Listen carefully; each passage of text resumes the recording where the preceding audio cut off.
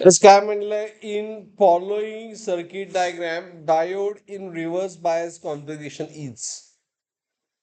आता हे depends on how that connected. आता हे पी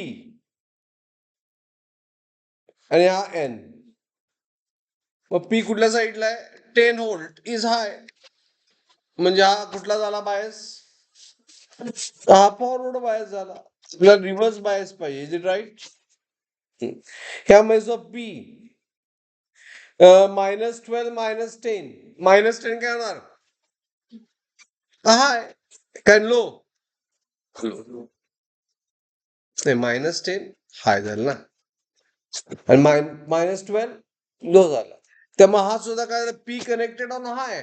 दिस ऑल्सो फॉरवर्ड बायस. ह्यामध्ये काय दिलंय?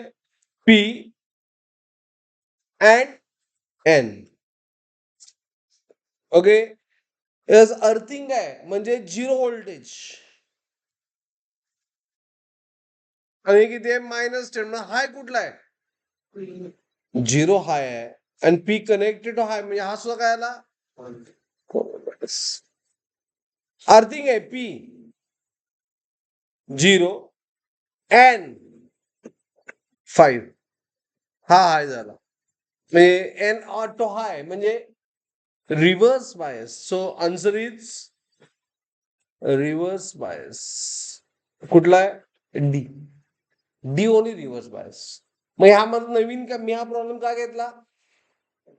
अर्थिंग मध्ये किती पोटेन्शियल घ्यायचं? काल ना, हे सिम्बॉल कशाचा आहे? अर्थिंगचा आहे. अर्थ इलेक्ट्रिक पोटेन्शियल किती घेतात? 0 व्होल्ट घेतात प्रॅक्टिकली. त्यामुळे काय होतं की करंट ज्यावेळी शॉक बसतोय तेव्हा करंट कुठे जातोय? अर्थ कडे जातो, कारण अर्थ पोटेन्शियल कमी असतंय.